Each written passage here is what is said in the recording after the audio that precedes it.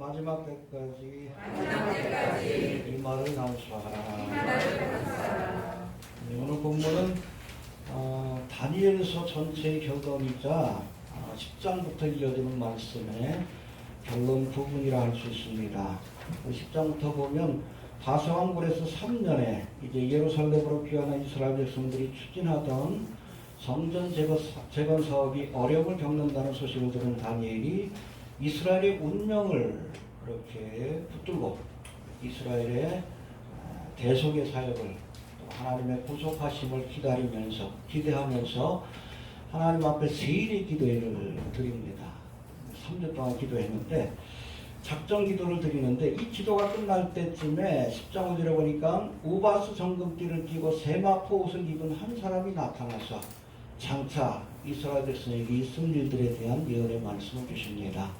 우바스 정금띠에 여러분 세마포 옷을 입은 사람 오늘 본문에 나오지만 누구예요? 예수님이시죠. 요한계시록에 나오는 예수님 모습하고 동일합니다. 구약에 현현된 성자 하나님의 모습이라고 이렇게 말씀하고 있습니다. 아무튼 나타나서 이제 이스라엘의 운명을 결정짓게 될 주변 나라들과 그러니까 이 다니엘이 활동하던 그 당시와 이어진 여러 가지 세상 나라들, 이스라엘을 중심으로 해서 펼쳐지게 될 주변 나라들과 또 이 나라에서 일어나게 될 한 왕, 우리 지난 시간 살펴봤죠? 누굽니까? 안티오쿠스 에피파네스, 헬라국의 8번째 왕인, 북방왕 중에 8번째 왕인 안티오쿠스 에피파네스에 관한 예언의 말씀을 전해줍니다. 지금은 바사국이 이스라엘을 지배하고 있으나, 그렇죠? 다니엘 당시 페르시아가, 바벨론이 멸망하고 페르시아가 지배하던 당시입니다. 이제 바사군이 나간 후에는 헬라군이 이룰 것이고, 그렇죠? 페르시아가 멸망받으면 여기는 또 헬라라는 나라, 알렉산더가 세운 헬라라는 나라가 이제 등장하게 될 것인데, 이 헬라국은 또 헬라국을 건설한 알렉산더 대왕이 죽은 후에 큰 뿔이 뽑힌 후에 이제 이스라엘을 중심으로 남북 왕조로 나뉘어서 서로 세력을 다투게 될 것이다. 그것이 바로 북방왕과 남방왕의 싸움이에요. 이 북방왕은 뭐예요? 시리아가 중심이 된 셀루쿠스 왕조. 그리고 남방왕은 이집트가 중심이 된 프톨레미 왕조. 아무튼 이 두 왕조가 헬라의 왕조들인데 이스라엘을 중심으로 그렇게 전쟁을 벌이게 되는데 그 전쟁의 와중에 이스라엘이 한 왕, 셀루쿠스 8세라고 하는 8번째 왕인 안티오쿠스 에피파네스에 의해서 많은 고초를 겪게 될 것을 예언하시는데 우리가 지난 시간에 그 말씀에 대해서 살펴봤습니다. 우리가 지난 시간에 살펴본 11장 21절부터 35절까지가 바로 북방왕조의 한 왕, 누구라고 그랬죠? 안티오쿠스 에피파네스. 해봅시다. 안티오쿠스 에피파네스.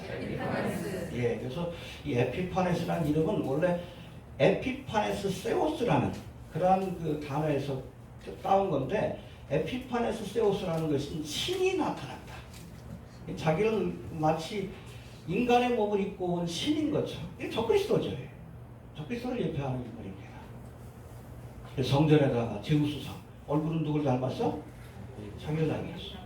이스라엘 백성들에게 경배하기를 강요하고 모진 핍박을 가하다가 3년 만에 하나님의 심판을 받고 갑작스러운 죽음을 맞이하게 될 것에 대해서 말씀하시는 그 예언의 말씀 우리가 지난 시간에 살펴봤습니다. 아무튼 이 에피파네스, 안티오쿠스 에피파네스는 구약에 등장하는 적그리스도를 예표하는 인물 가운데 대표적인 인물 가운데 하나예요. 첫 번째가 누구예요? 창세기 10장에 나오는 니무롯이에요. 그리고 두 번째가 안티오쿠스 에피파네스다. 알겠습니까? 신약의 시대 때는 누구예요?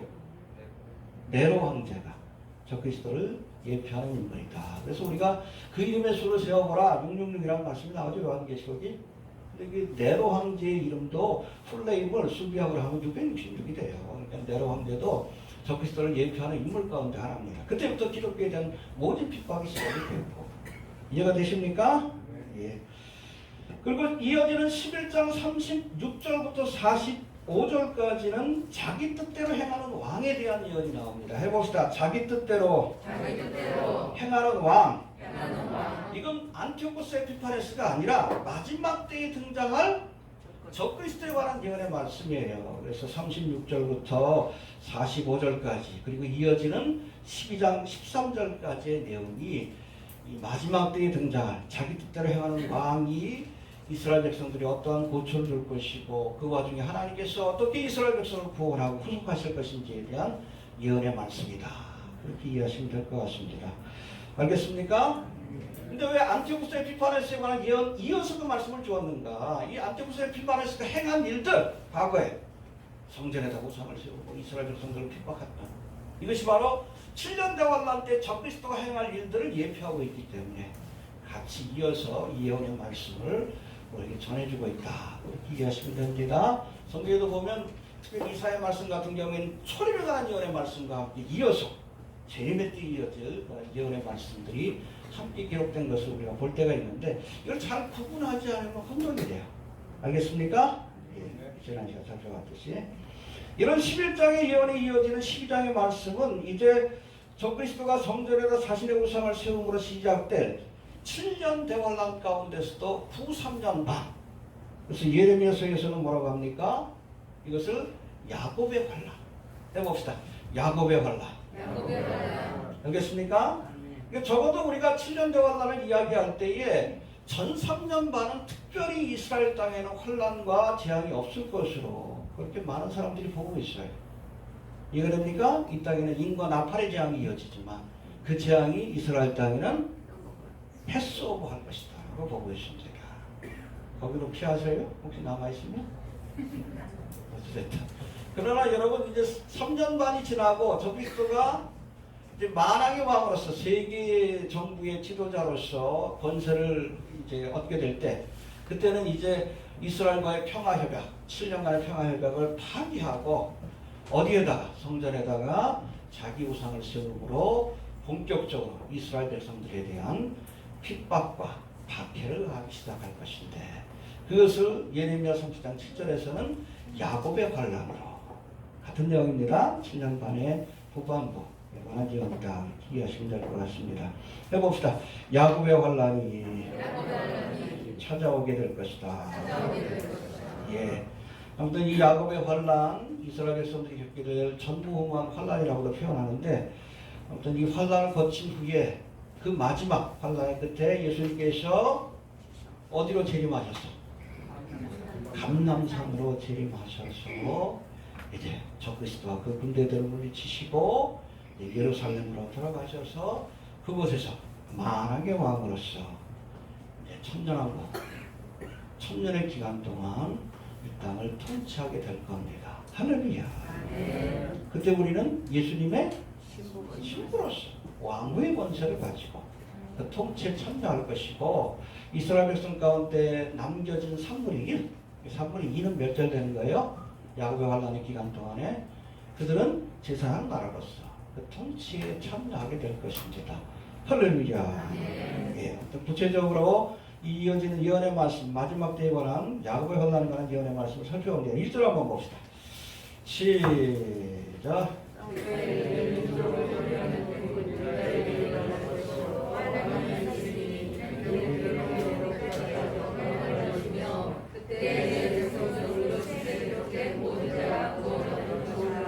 예, 여기 그때는 어느 때예요? 앞에서 이어지는 말씀이에요. 적그리스도가 등장해서 이제 본격적으로 이스라엘 백성들에게 환난과 핍박을 가할 때, 야곱의 환난 때, 7년 대환란 가운데서도 후 3년 반의 시기 때, 그렇죠? 이스라엘 백성들에게 환난과 핍박이 찾아오니까 하나님께서 이스라엘 백성을 지켜주시기 위해서 누구를 보낼 거라고 말씀합니까? 미가엘을 보낼 것이다라고 말씀합니다. 할렐루야. 해봅시다. 하나님께서 이스라엘을 지키기 위해 미가엘 천사장을 보내실 것이다. 할렐루야. 이스라엘 역사에 보면 이스라엘 어려움을 당했을 때 하나님이 주의 천사를 통해 지켜주신 사건들이 여러 번 있는데 그 대표적인 것이 바로 이사야 37장에 나오는 그 옛날 아수르의 왕 사데립이 많은 군사들을 몰고 와서 예루살렘 성을 포위한 뒤에 이제 히스기야 왕에게 항복하기를 강요합니다. 하나님을 모독하고 이스라엘 백성을 모독하고 히스기야를 모독하면서 야, 그 어떤 신이 내 손에서 그 나라를 구했느냐. 너희 하나님 별거 없어. 빨리 행복해. 그렇지 않으면 죽어. 기가 막히게 히스기야가 그 편지를 갖고 어디로 갔어요? 성전에 가가지고 하나님 앞에 펼쳐놨어요. 하나님 보세요. 저 우상을 섬기는 저 사악한 자들. 하나님의 백성들과 하나님을 모독하고 있습니다. 바로 그날 밤에 하나님께서 이 사내립의 대군 몇 명을 죽이셨어요? 18만 5천 명을 다 죽여버렸어요. 사내립은 돌아가가지고 결국에 자식 손에 의해서 죽고 하나님을 모독하고.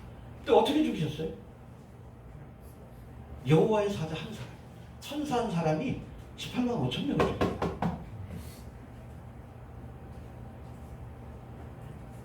대단하죠? 하나님보다는 못하지만 천사들에게도 엄청난 능력이 있어요. 이거 됩니까? 우리도 사탄 마귀를 이길 수가 없어요. 하나님의 능력으로 이기는 거예요. 불가능합니다. 아무튼 그런 능력 있는 천사, 아마 미가엘 천사를 보냈을 것이다. 왜냐하면 수호 천사예요. 이스라엘 자손들에게.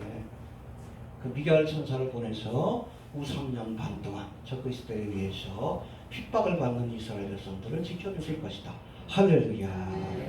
아무튼 이 기간 동안 하나님의 기적이 일어날 것이다라고 많은 성경학자들은 얘기를 합니다. 이 광야로 피했을 때, 부쉐이라로 피했을 때, 적그리스도가 미사일을 이렇게 쏠 때 하나님께서 그것을 다 막아주시고, 또 먹을 게 없으니까 만나를 내려주시고, 마실 게 없으니까 반석에서 물이 나게 하시는 이 출애굽의 기적을, 광야의 기적을 다시금 재현할 것이다. 그렇게 보고 있어요. 할렐루야. 하나님이 지켜주십니다. 해봅시다. 하나님이 지켜주신다. 택한 백성들, 이스라엘 백성들 하나님이 지켜주실 것이다 라고 말씀합니다.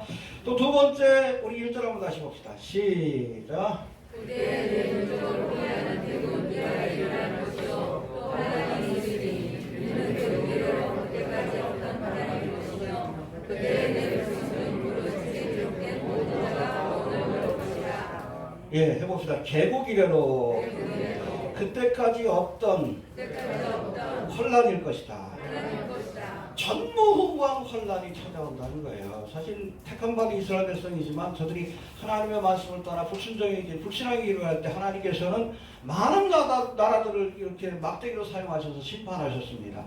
아수르를 사용하시고 바벨론을 사용하시고 로마를 통해서 AD 70년 예루살렘 멸망했잖아요. 그 후에도 많은 역사 속에서 고초를 겪었는데 최근에 겪었던 가장 큰 환란이 뭐예요? 2차 대전 기간 동안 몇 명이 죽었어? 600만 명. 누구에 의해? 히틀러에 의해서. 가스실에서. 그때 여러분 전 세계 유대인들이 유럽 지역을 중심으로 해서 살았는데 그때 유대인들이 1800만이에요. 몇 명이 죽은 거예요? 얼마가 죽은 거예요? 3분의 1이 죽었어요. 근데 이게 끝이 아니에요. 여러분 스가랴서에 보면 7년 대환란의 기간 동안에 또다시 이스라엘 백성 가운데 3분의 2가 멸절할 것이다 라고 말씀합니다. 배워봅시다. 이스라엘 백성 가운데 3분의 2가 멸절될 것이요. 스가랴 13장 8절에 나와요. 언제? 7년 대환란의 기간, 야고의 환란의 기간 동안. 누구에 의해서? 적그리스도에 의해서. 3분의 2면 여러분 지금 유대인들의 숫자가 전 세계적으로 1400만이에요. 히틀러에 의해서 핍박을 받기 홀로코스터를 당하기 그때보다 인구가 많이 줄었어요. 그때 이미 600만 명이 죽고 그리고 여러 가지 고초 전쟁 이것 때문에 남아있는 사람이 한 1400만인데 7년 대 환란의 기간 동안에 3분의 2가 죽는다면 한 1000만 명이 또 죽는 거예요. 최악의 환란은 아직 남아있다는 겁니다. 그러니까 전무후무한 환란이 될 것이다. 이해가 되십니까? 여러분 사탄 마귀가 이토록 유대인들을 미워하며 멸절시키려고 하는 이유는 분명하죠. 우리 지난 시간에 살펴봤듯이 하나님의 말씀이 누구를 통해서? 유대인들을 통해서. 하나님의 구원의 역사가 누구를 통해서? 유대인들을 통해서. 알겠습니까? 하나님의 구원의 역사가 유대인들로부터 시작되었고 또 유대인들로 말미암아 완성이 될 겁니다. 이 땅에 하나님의 나라가 임할 때에 비로소 구원의 역사가 완성되는 거예요. 킹덤 오브 갓. 누구를 통해? 유대인들을 통해. 천년왕국이 어떤 기간입니까? 유대인들이 제3 나라로서 세상을 통치하고 우리는 뭐 왕의 권세를 가지고 통치하지. 알겠습니까? 네. 유대인들이 없어야 여러분 천년왕국을 폐할 수 있는 거예요. 사탄 마귀의 마음속에 흘리는 거예요. 유대인들이 사라져야 자기가 세운 뉴월드 오더가 천년만년 지속될 수 있다. 그러니까 마지막까지 유대인들을 멸절시키려고 하는 것이고 마지막까지 여러분 만왕의 왕으로 오신 예수님을 대적하려고 하다가 결국에 아마겟돈 전쟁으로 멸망이라고 하는 거예요. 이 유대인들을 미워하는 이유를 알겠죠? 안티세미티즘. 요즘도 뭐 보면 미국이라든지 유럽이라든지 유대인들에 대한 그렇잖아요. 핍박과 환난이 지금도 지속되고 있어요. 중동 지역에도 이란 같은 나라는 아예 그냥 유대인들을 그냥 다 멸절시켜버려야 되겠다. 이 얘기 하잖아. 유대인들이 차지한 나라가 사실은 경상북도 정도밖에 안 돼요. 그런데도 아직도 또 양보해야 돼. 여러분 중동 지역 지도를 한번 보셔요. 이슬람 지역이 아닌 곳은 유대인 거기밖에 없어. 전체가 다 동남아시아까지 다 이슬람이에요. 그런데도 양보해. 1000분의 1도 안 되는 사람. 어디까지? 멸절될 때까지 양보해.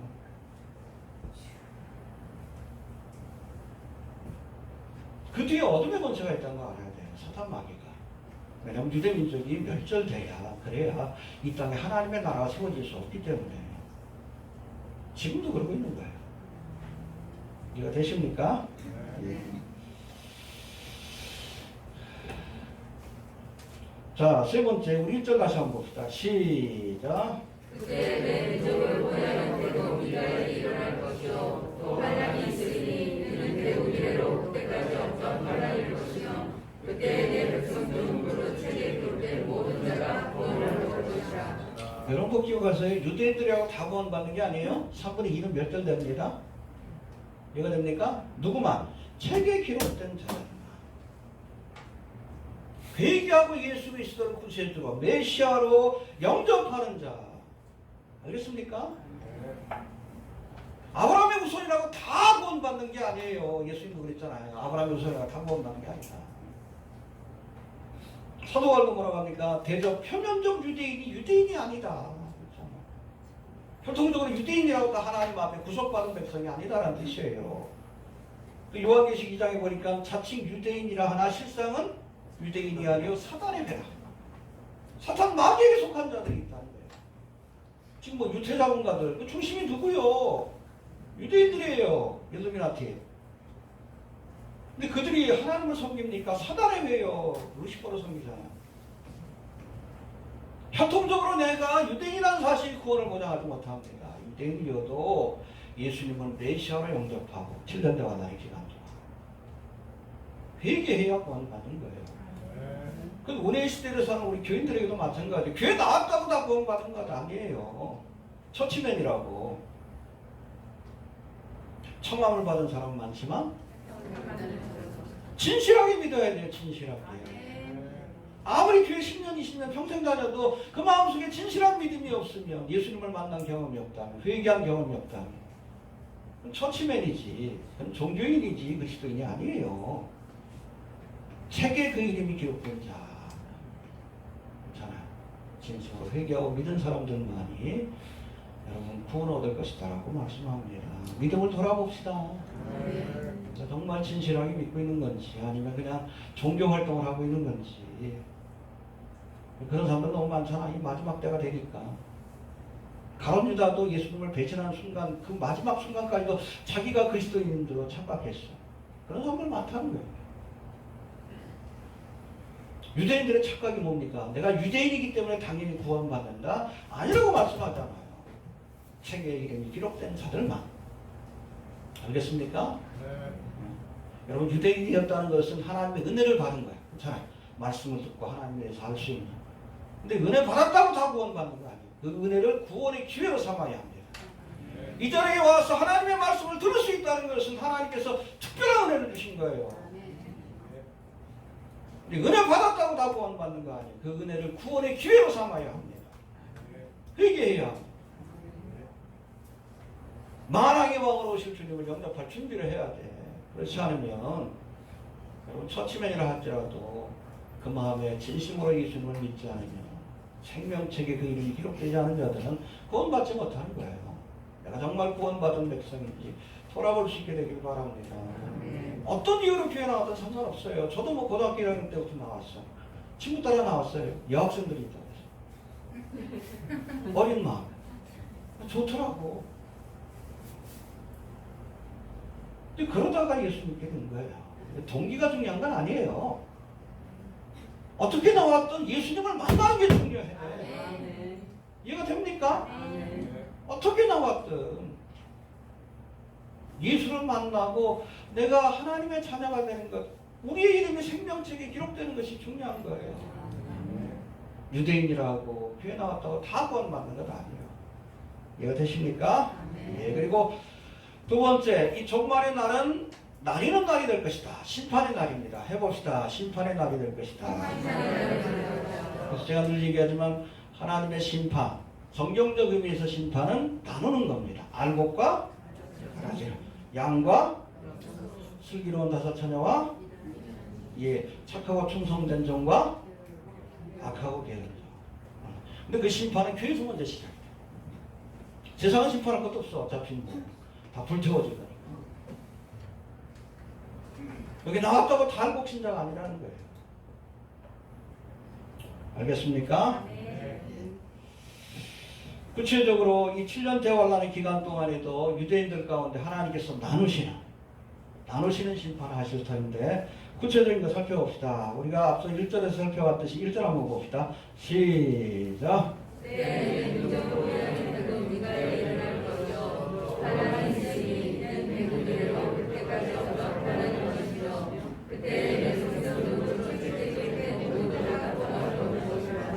이 기간 동안에 생명책에 그 이름이 기록된 자, 예수 믿고 예수님을 메시아로 영접하고 회개하는 자들, 그런 자들과 그렇지 않은 자들도 나눠지게 될 것이다. 할렐루야. 또 2절에서는 뭐라고 합니까? 2절 시작.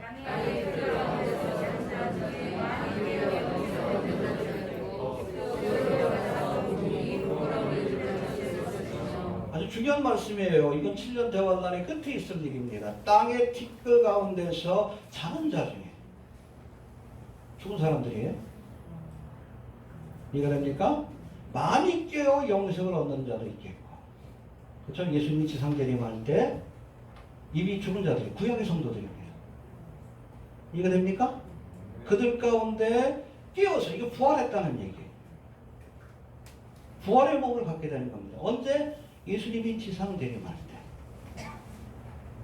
유대인들이 하나님의 말씀, 신약의 말씀을 믿지 않지만 그런 믿음이 있어요. 메시아가 오면 죽은 자들이 살아날 것이다. 메시아가 어디에 온다고 되어 있어요? 감람산에 스가랴가 나오잖아. 이 사람들이 사도행전은 몰라도 스가랴의 말씀을 알아요. 그래서 메시아가 어디에 온다? 감람산에 오는 거 알아요. 감람산에 오셔서 어디로 들어가셔요? 예루살렘으로 돌아가셔서 만왕의 왕이 되시는 거예요. 그건 구약에도 기록되어 있는 거예요. 스가랴서에. 근데 이 유대인들이 그 말씀을 아니까 메시아가 올 때 부활한다는 믿음이 있어요. 그래서 여러분, 이 감람산하고 예루살렘 사이에 무슨 골짜기가 있어요? 기드론 골짜기가 있어요. 밑에가 힘든 골짜기, 기드론 골짜기가 있어요. 여기에 수많은 믿음들이 있어요. 구약의 스가랴 선지자도 여기 묻혀 있습니다. 다윗의 무덤도 멀지 않아요. 제가 보기에는 예수님께서 감람산으로 지상재림할 때, 15년 성도들과 지상재림할 때 아마 이 기드론 골짜기에 있는 수많은 무덤들, 구약의 성도들이 부활하여 예수님이 만왕의 왕으로 예루살렘 성전으로 들어갔을 때에 영접하게 될 거예요. 할렐루야. 그동안 환란 기간에 예수를 믿고 믿음을 지키다가 순교한 환란 성도, 이방인들, 이 사람들은 어떻게 해야 될 것인가? 이 사람들도 예수님이 지상 재림하실 때 부활할 것으로 그렇게 보고 있습니다. 어디 그 말씀이 나와요? 요한계시록 20장 4절에 나오냐? 한번 찾아봅시다 이거. 요한계시록 20장 4절 420페이지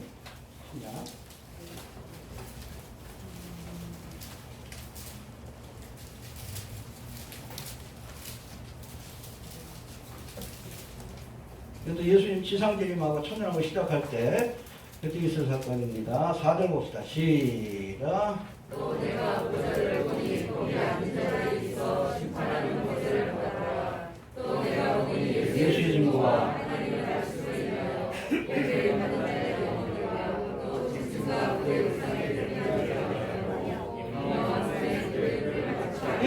여기서 설명한 사람 누구예요? 예수의 증거 하나님의 말씀이나 목배임을 받은 자들 자의 영혼들과 또 짐승과 그의 우상이 경배하지도 아니하고 표를 받지도 아니하는 사람 혼란 성도들이에요.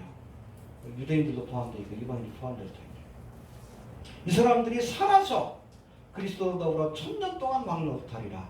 그렇죠. 예수님이 지상재림할 때 이 사람들도 부활의 사건에 참여하는 거예요. 이 휴관은 아니에요.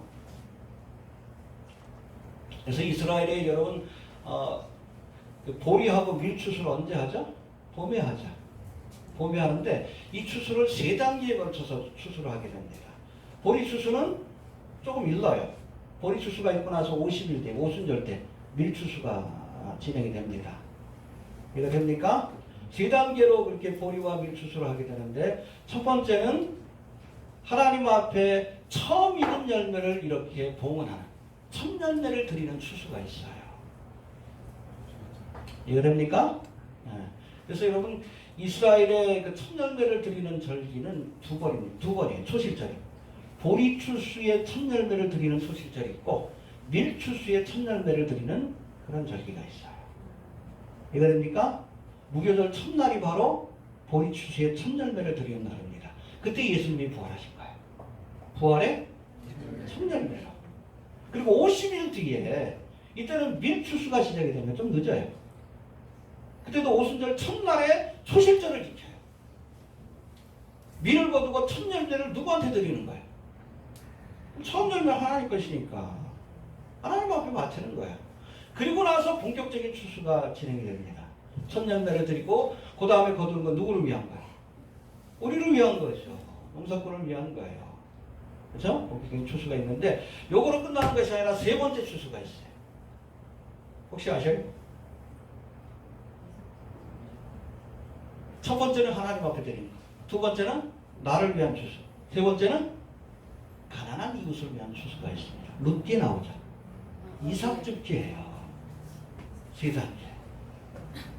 부활의 사건도 3단계로 일어나는 거예요. 예수님의 부활의 그 다음 휴거의 사건으로 교회가 부활의 사건. 그렇죠? 본격적인 추수죠. 그리고 나서 여러분 예수님 지상재림할 때 이삭줍기 구약의 성도들과 환난 성도들이 부활의 사건에 참여하는 거예요. 이해되시죠? 네. 3단계에 거친 추수입니다. 부활의 사건도 3단계로 걸쳐서 일어나는 거예요. 예수님이 부활의 천열매. 그렇죠? 그 다음에 본격적인 추수는 휴거의 사건 때. 휴거의 사건에 참여합시다. 이제 휴거되지 못하고 7년대 환난의 기간 동안에 쉬는 예수를 믿는 사람들, 환난 성도들과 구약의 성도들. 왜 그럽니까? 낙원에 있지만 아직 부활의 몸을 갖지 못했잖아요. 여러분 예수님이 오실 때 이 땅에서 부활하는 사람은 구약의 성도들은 아니에요. 신랑이 신부를 데려가는 사건이기 때문에 그리스도 안에서 잠자는 자들, 교회 시대를 사는 그리스도의 신부만 데려가는 사건이 휴거의 사건이에요. 구약의 성도는 그때 부활하는 게 아니에요. 언제 부활해? 여기 나오잖아. 예수님이 지상재림할 때에 살아서 그 통치에 참여하는 겁니다. 천년왕국 기간 동안에 2 종류예요. 부활의 몸을 입고 참여하는 자들. 그래서 성도들이 있고 환난 성도들. 순교하다가 부활한 사람.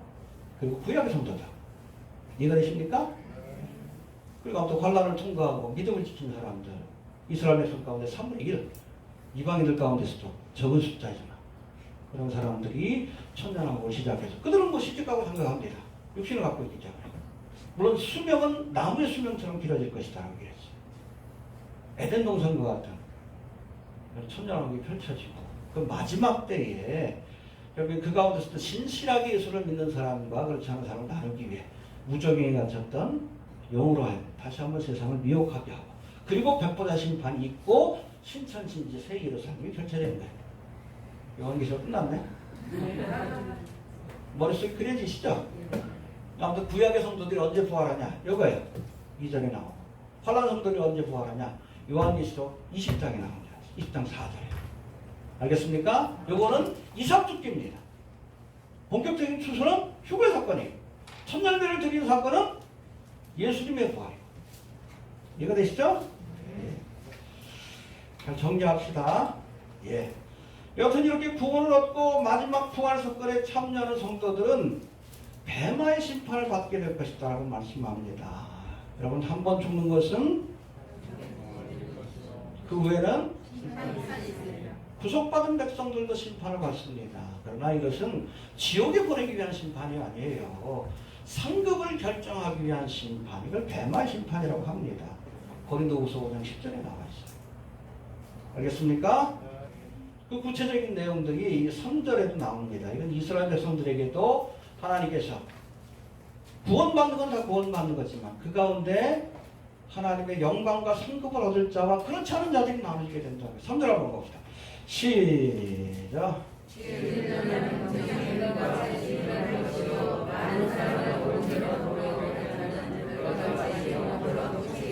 예, 누구나 다 이런 영광을 얻는 건 아니에요. 지혜 있는 자. 또 많은 사람은 옳은 데도 돌아오게 한 자. 이거 병행구예요. 지혜 있는 자는 공창의 빛과 같이 빛날 것이요. 이 내용을 한 번 더 강조한 겁니다. 많은 사람은 옳은 대로 돌아오게 한 자. 지혜 있는 자가 누구요? 많은 사람은 옳은 대로 돌아오게 한 자. 열심히 전도하세요. 하나님 앞에 지혜입니다. 이해가 됩니까? 이 사람들 하늘의 별과 같이 빛날 것이고 영원토록 영광을 얻게 될 것이다 라고 말씀합니다. 여러분 구원은 모두에게 주어지지만 예수를 믿기만 하면 상급은 그러나 달라요. 주님의 사역에 충성한 자에게는 하나님께서 면류관을 주시고 상급을 주시고 그렇지 않은 사람들은 속된 표현으로 개털모자 쓰고 있는 거예요. 면류관을 얻지 못하고. 구원은 받지만 부끄러운 구원이 될 것이다 라고 말씀합니다. 그리고 예수 믿고 구원받는 거 얼마나 귀한 겁니까? 그러나 그것을 그치면 안 돼. 열심히 하나님의 사역에 충성해서 우리가 상급을 얻기 위해 그 상급은 영원한 상급이에요. 영원토록 빛날 것이다. 별과 같이. 열심히 합시다. 얼마나 시간이 좋을지 모르지만 사도 바울도 그랬죠. 내가 선한 싸움 싸우고 달려갈 길을 마치고 믿음을 지켰으니 이제후로는 나를 위하여 의의 면류관이 예비되었으므로 곧 의로우신 재판장이 그날에 내게 주실 것이니 내게만 아니라 주의 나타나심을 사모하는 모든 자에게니라. 할렐루야. 참고로 성경에 보면 면류관이 5종류가 있어요. 첫 번째는 썩지 않을 면류관이라는 말씀이 나옵니다. 고린도전서 9장 24절부터 27절. 그래서 썩을 세상의 것에 마음을 빼앗기면 썩지 않을 면류관을 우리가 얻지 못해요. 세상에 우리의 마음을 빼앗기지 말고 영원히 썩지 않은 하나님의 나라의 소망을 두고 그의 나라와 그의 의를 구하는 자에게 썩지 않을 면류관을 주십니다. 할렐루야. 또 두 번째는 기쁨의 면류관이 있어요. 해봅시다. 기쁨의 면류관. 이건 전도한 사람들에게 주신 면류관이에요. 이 데살로니가전서 2장 19절 20절에 나오는데 여기서 사도 바울이 뭐라고 말합니까? 너희가 그죠? 데살로니가 교인들이에요. 나의 기쁨이요 자랑이다. 너희가 나의 기쁨이요 자랑의 면류관이다. 이해가 되십니까? 여러분 내가 이 땅에서 열심히 전도해가지고 많은 사람들이 나를 인해서 사도 바울처럼 예수 믿고 구원받고 하나님의 나라 천국에 가게 됐어. 그 사람들이 면류관이요. 그게 기쁨의 면류관이에요. 열심히 전도하세요. 그처럼 귀한 여러분 상급이 없고 면류관이 없는 거예요. 이해가 됩니까? 또 세 번째는 생명의 면류관. 이건 소문학교에 약속하신 말씀인데 약속한 그 면류관인데 환난을 이긴 자에게 주시는 면류관이에요. 내가 죽도록 충성하라. 그리하면 생명의 면류관을 내게 주리라. 어려움 속에서 믿음을 지킨 자에게 주님께서는 생명의 면류관을 주십니다. 그렇죠? 우리가 좀 뒤에 살펴보겠지만 요한계시록 강의할 때 에스보드 사교가 7교회 가운데 책망을 안 받고 칭찬만 받은 교회가 2교회가 있어요. 서문학교회와 빌라델피아 교회. 근데 이 2교회는 핍박받는 교회였어.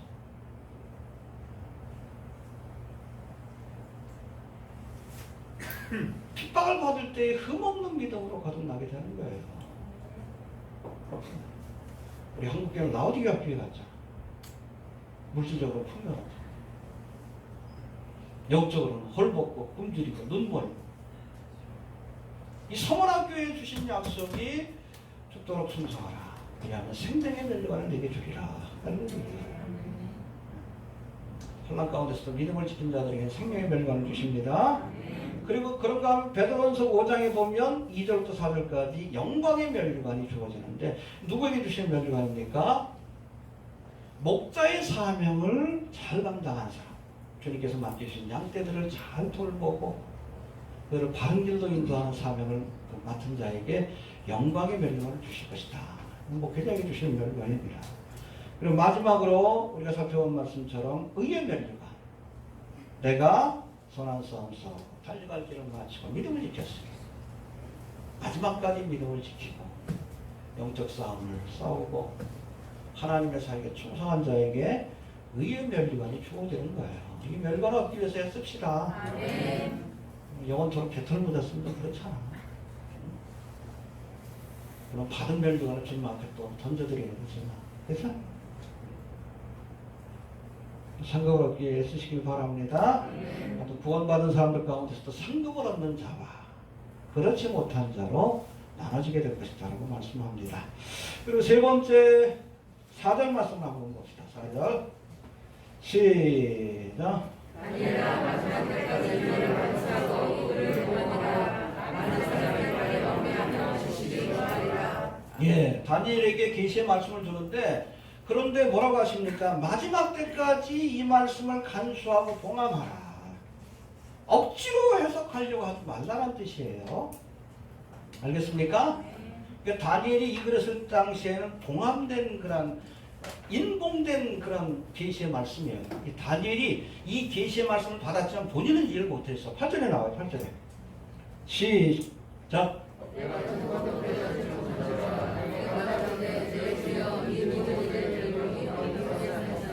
예언의 말씀을 주셨는데 보고도 듣고도 깨닫지 못해. 왜? 아직 인봉된 말씀이기 때문에. 근데 이때는 여러분 하나님께서 이 말씀을 인봉하라고 말씀합니다. 9절도 한번 봅시다. 시작.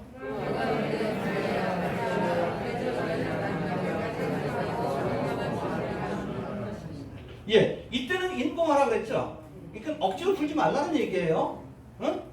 모르는 것 그냥 억지로 하려고 하지 말라는 거예요. 베드로서에도 나오잖아요. 우리가 억지로 풀다가 멸망한다. 특별히 예언의 말씀 잘못 풀면 안 됩니다. 억지로 풀면 안 돼. 우리가 모르면 그냥 지나가면 돼요. 이해됩니까? 근데 이때는 인봉되었는데 요한계시록 22장 10절에 보면 이때는 인봉하지 말라고 했어요. 왜? 마지막 때가 가깝기 때문에. 할렐루야. 봅시다. 요한계시록 22장 10절. 맨 뒤에 나와요.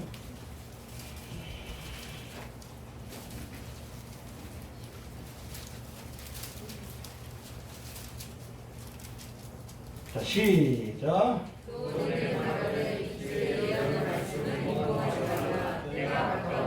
예, 다니엘에게 말씀을 주실 때는 인봉해라. 억지로 풀지 말라는 거예요. 시간이 지나야 이해할 수 있다. 그러나 요한계시록 말씀을 줄 때는 인봉하지 말아라. 마지막 때니까 알 수 있는 때가 되었다라고 말씀하는 겁니다. 할렐루야.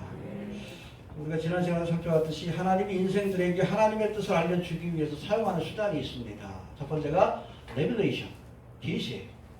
하나님이 계시해 주셔야 할 수 있습니다. 요한 직접 말씀을 주신 것이 계시, 레벨레이션이라고 하고. 그런가 하면 직접적으로 말씀을 주지 않지만 성경의 저자로 하여금 누가복음을 기록한 누가라든지 이런 사람들로 하여금 하나님의 말씀을 기록하도록 영감을 주신 것이 있어요. 인스피레이션. 계시와 영감. 이해가 됩니까? 그런가 하면 여러분 계시와 영감은 이미 끝났습니다. 지금도 계시 받았다 그러면 이단이에요. 왜냐하면 지금 계시 받으면 또 성경을 기록해야 돼. 요한계시록이 아니라 또 성경을 기록해야 돼. 이단들이 그 짓거리 많이 하잖아요. 그렇잖아요. 또 다른 계시를 받았다 그러면 이단이 100% 이단이에요. 요한계시록 뭐라고 했어요? 끝이다. 더 하지도 말고 끝이지. 지금도 뭐 영감을 받았다 그러면 안 돼요. 내가 영감을 받아 이 글을 썼다 그러면 또 거기도 뭐 성경에 들어가야 되니까. 지금 우리에게 주시는 성령의 사역은 조명입니다. 일루미네이션이라고 해요. 일루미네이션. 성경에 조명의 사역이 있는데 이것은 계시되고 영감을 받은 성경 말씀을 이해할 수 있도록 도우시는 성령의 사역이에요. 그래서 지금은 우리가 조명받았다라고 얘기를 합니다. 또 다른 예언을 주시는 것이 아니에요. 또 다른 계시와 영감을 주시는 게 아니라 이미 계시된 말씀을 이해할 수 있도록 성령께서 조명해 주셔야 합니다. 여기 아무리 귀한 말씀이 있어도 불빛이 아니면 볼 수가 없잖아요.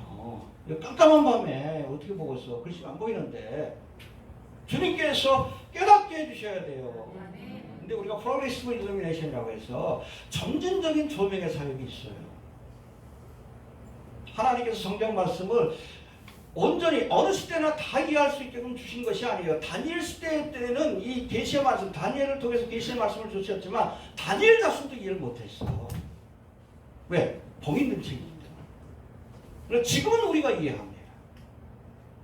앤디 우즈 신학자 그 얘기를 해요. 지금은 다니엘보다 훨씬 더 다니엘서의 의미를 명백히 알 수 있는 시대를 살고 있다. 이해가 되죠? 네. 우리가 다니엘보다 똑똑해서가 아니에요. 하나님께서 지금까지 봉인된 감춰졌던 말씀들을 일루미네이션 조명해 주시고 계시기 때문에 그렇습니다. 이해가 되시죠? 네. 이게 점진적인 그런 조명이라고 얘기를 합니다. 그래서 우리가 2000년의 교회 역사를 통해서 봐도 하나님의 진리가 뭐 초대교회 때부터 그냥 다 배워진 것이 아니에요. 보면 역사적으로 보면 신구약 성경 66권이 캐논, 정경으로 이렇게 확정된 것이 AD 180년이에요. 그때까지 여러 가지 문서들이 같이 있었어. 그 다음에 기독론이 정립된 예수님이 하나님의 아들이고 사람이다. 이것이 AD 500년 전입니다. 속죄론이 정립된 것이 AD 100년이고 그리고 구원론, 오직 예수, 오직 믿음 이것이 정립된 것이 바로 1500년대예요. 종교개혁 시. 그래서 종말론에 관한 것들이 알려지기 시작한 이미 여러분 성경에 기록되어 있어요. 요한계시록에 기록되어 있고 다니엘서에. 근데 그 의미를 알기 시작한 시기가 1800년도예요. 존 다비를 통해서. 초창기에는 막연했지만 하나하나씩 하나님의 말씀을 특별히 예언의 말씀 문자적으로 해석을 하기 시작을 했는데 그것이 결정적으로 드러난 사건이 바로 이스라엘이 고토로 돌아와서 다시금 나라를 정한 1948년 54일이죠. 이게 점진적인 조명이에요. 점진적인 조명. 지금은 우리가 사도 요한보다도 다니엘서를 기록한 다니엘보다도 종말에 관한 예언들을 더 명백하게 이해할 수 있는 하나님이 점진적으로 조명해 주셨기 때문에 왜 됩니까? 이해가 되시죠? 예. 그리고 아무튼 이렇게 점진적인 조명을 말씀하시면서 우리 4절 한번 다시 봅시다. 이게 중요한 말씀인데 시작.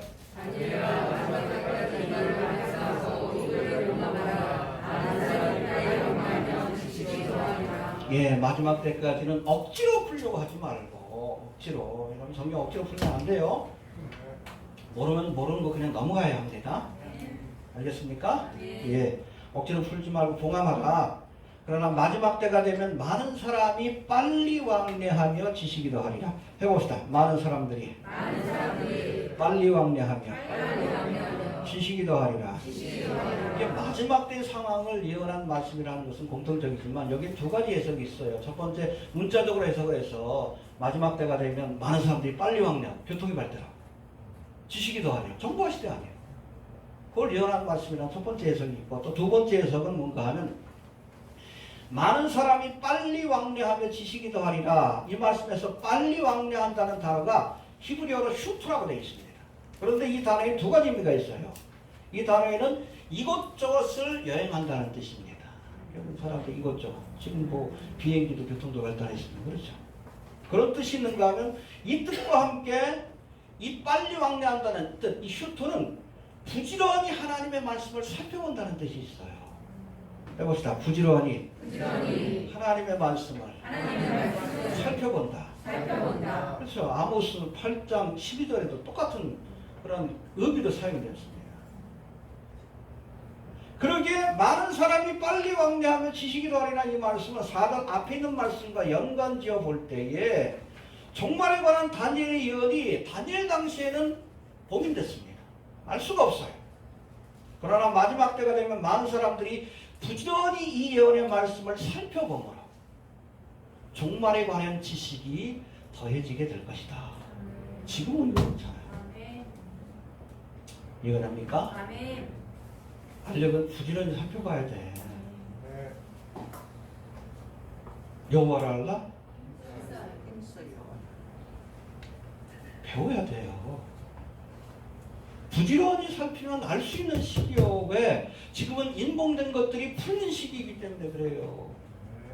마지막 때에 대한 예언의 말씀이 눈앞에 펼쳐지고 있잖아요. 도토로 돌아와 나라를 재건하면서 눈앞에 펼쳐졌잖아. 곡간마구의 전쟁이 있을 것이다. 눈앞에 펼쳐지고 있잖아요. 제3성전이 설 것이다. 환란성전인데 눈앞에 펼쳐지고 있잖아요. 마지막 때가 되면 전쟁, 지진, 기근, 원효 코로나 때문에 난리 났잖아요. 지금 전쟁 난다는 소문도 있고 메뚜기 때문에 난리고 이미 재난이 시작됐지. 그래도 몰라요? 지혜 있는 자는 알 것이다 라고 했어요. 미련하니까 그런 거지. 여러분 잠언에서 보면 잠언과 전도서 지혜문학에서 보면 지혜로운 것은 의로운 것이고 미련한 것은 악한 것이다 라고 말씀합니다.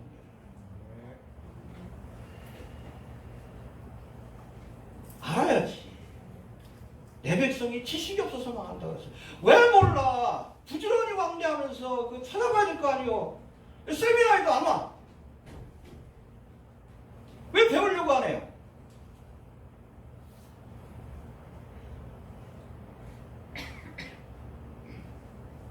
목사가 이런 일을 해야 되겠어?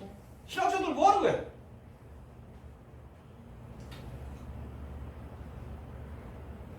하나님이 책임 묻습니다. 무슨 핑계를 댈 거예요? 예언의 말씀이 없습니까? 하나님의 조명이 없어요?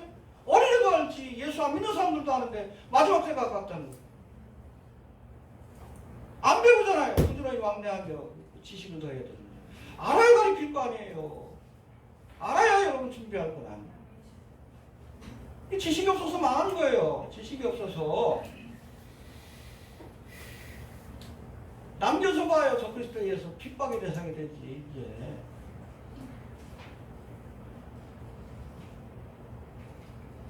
부지런히 왕래하면서 우리가 알아야지. 하나님의 말씀을 열심히 배워야 될 거 아니에요. 왜 안 배워?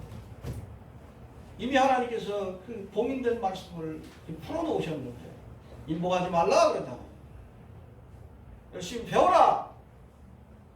알아야 여러분 준비할 수 있고 깨달을 수 있고 알아야 전할 수 있으니까 주님께서 봉인된 것들을 풀어놓으신 거예요.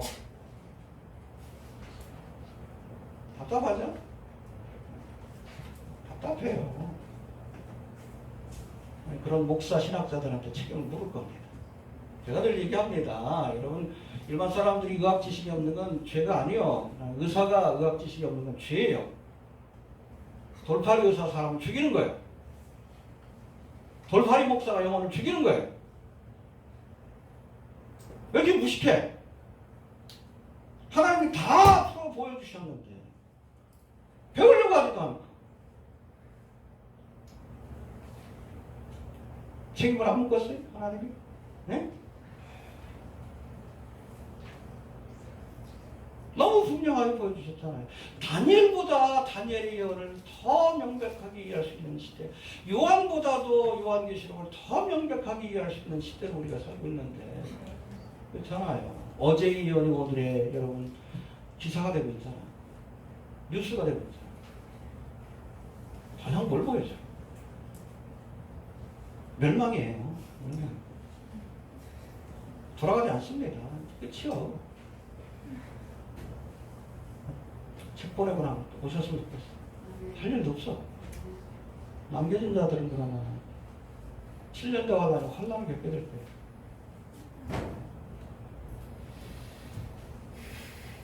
배워야 합니다. 네. 마지막으로 우리 1260일, 1290일, 1335일에 대해 봅시다. 7절 한번 봅시다. 시작.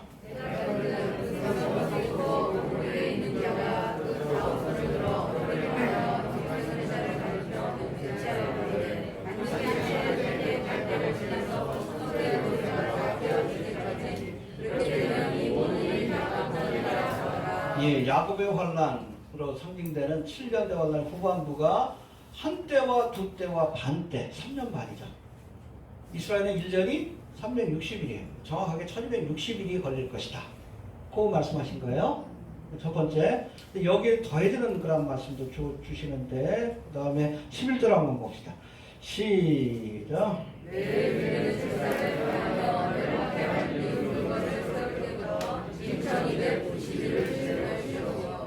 여러분 1260일을 지난 그때에 주님께서 오십니다. 정확하게. 그래서 우리가 휴거의 날짜는 몰라요. 그러나 지상재림의 날짜는 정확하게 압니다. 계산해 보면 나와요. 정확하게. 그날 것을 우리가 정확하게 알 수 있어요.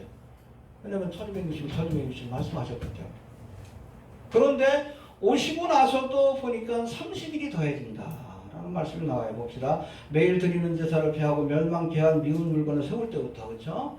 이게 93년 반이 시작되는 그때부터, 그렇죠? 1290일을 지낼 것이요. 그러니까 1260일 플러스 30일.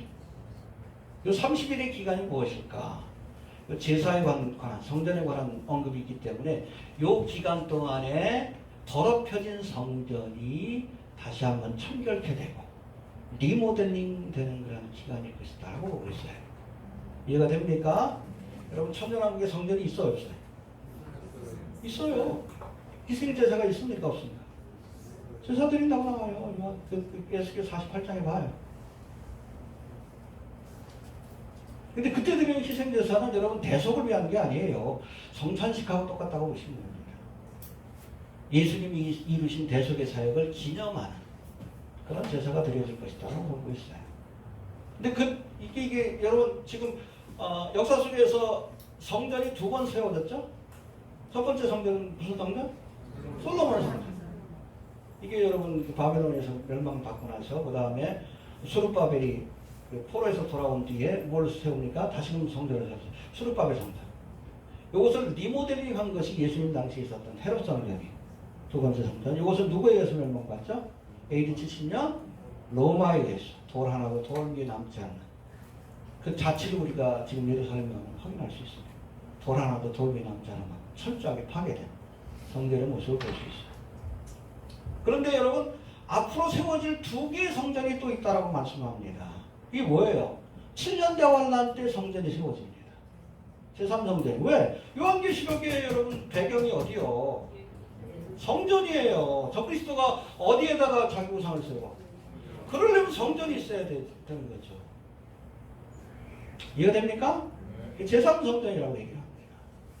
제3성전. 아마 적그리스도가 7년간 평화협약을 맺으면서 성전을 짓도록 퍼밋할 것 같아요. 그런 얘기 있을 것 같아요. 근데 그리고 나서 이제 예수님께서 지상재림하고 나서 다시금 이 성전을 청결케 하고 리모델링합니다. 그래서 우리가 솔로몬 성전, 역사 속에 여러 가지 수록감의 성전이 있었지만 그 성전, 천년왕국 성전에 관한 예언의 말씀이 바로 에스겔 40장부터 48장까지 나오는데 이때 성전은 규모가 훨씬 커요. 솔로몬의 성전보다 한 4배인가 그렇게 커요. 규모가. 이 단순한 성전이 아니라 주님이 통치하는 세계 정부의 보좌가 될 거예요. 이해됩니까? 그리고 세상에 있는 모든 산들 가운데 시온산이 가장 높아질 거예요. 아무튼 이 성전을 청결케 하시고 새롭게 하시는 기간이 30일이 주어질 것이고, 그리고 나서 그것으로 끝나는 것이 아니라 12절도 한번 봅시다. 시작.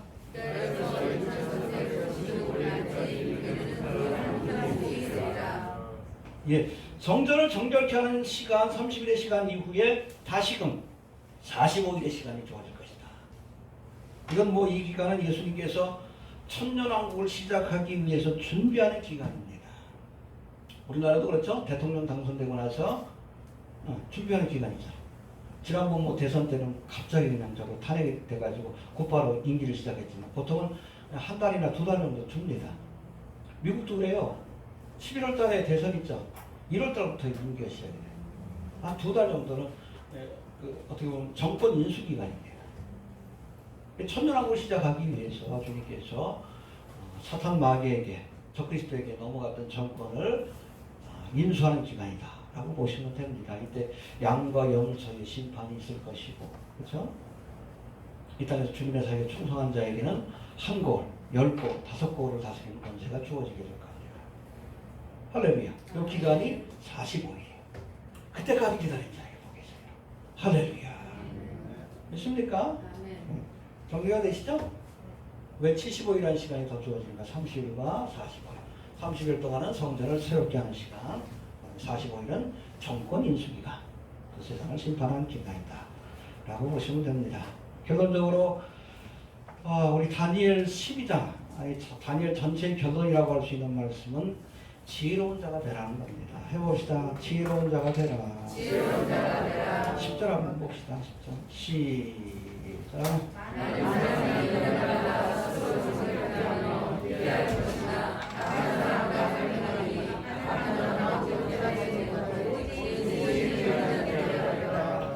지혜로운 자가 되어서 예언의 말씀을 깨달아라. 악한 자는 깨닫지 못할 것이다. 잠언에서 그래요. 미련한 자가 악한 자고 지혜로운 자가 의로운 자입니다. 지혜롭고 하나님의 말씀을 깨달아야 그 얘기를 갈 수 있는 거예요. 미련하니까 깨닫지 못하고 세상이 다 전부인 줄 알고.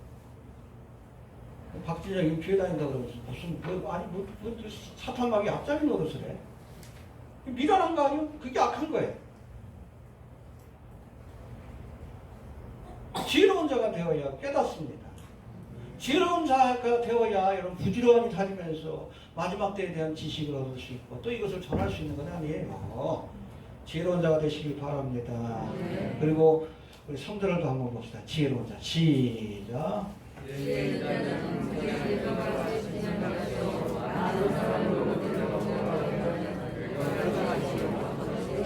예, 이게 10절에서는 지혜를 가지고 깨달아. 부지런히 하나님의 말씀을 살펴서 지금이 마지막 때라는 것을 예언의 말씀을 깨달아야 합니다. 어렵지만 그래서 제가 이렇게 강의하는 거예요. 정말로 어려워도 따라오시길 바랍니다. 다음 주부터는 요한계시록이에요. 지난번에 뭐 33번은 끝났지만 요번에 한 40번까지 넘어갈 거예요. 좀 더 깊이 있게 다룹니다. 책을 다시 내진 않아요. 깊이 있게 다룰 때 아시아 일곱교회도 뭐 하나하나씩 다룰 수 있으면 다루고 그러려고 합니다. 어찌됐든 지혜로운 자가 되시길 바랍니다. 지혜로워야 깨달을 수 있고 지혜 있는 자는 궁창의 빛과 같이 빛날 것이요 많은 사람은 옳은 대로 돌아오게 하는 자는 별과 같이 영원토록 빛이라. 지혜로운 자가 하나님의 뜻대로 행하다가 상급을 얻는 거예요. 알겠습니까? 아까도 말씀드렸지만 그래서 지혜 있는 자는 어떤 사람입니까? 많은 사람은 옳은 대로 의의 길로 열심히 전도하세요. 입술로만 전도하면 옳은 대로 인도 못해. 너 보니까 교회 안 다닌다 그러지. 우리 삶이 따라줘야 합니다. 행실과 거룩한 행실과 복음을 전하느라 많은 사람들을 옳은 길로 의의 길로 구원의 길로 인도하는 사람들은 영원토록 하늘에 있는 별과 같이 빛날 것이다. 할렐루야. 지혜로운 자가 됩시다. 마지막 때 우리가 부지런히 하나님의 말씀, 예언의 말씀들을 우리가 살펴봄으로 마지막 때에 관한 지혜를 얻고 또 열심히 이 말씀을 증거함으로 많은 사람들을 옳은 길로, 의의 길로, 구원의 길로 인도함으로 하나님 앞에 상급을 얻을 수 있는 지혜로운 성도가 될 수 있길 바랍니다. 그러길 바랍니다. 우리 다 간절한 마음으로 기도합니다. 하나님을 감사합니다. 오늘 다니엘서로 마무리 지으며 우리에게 새로운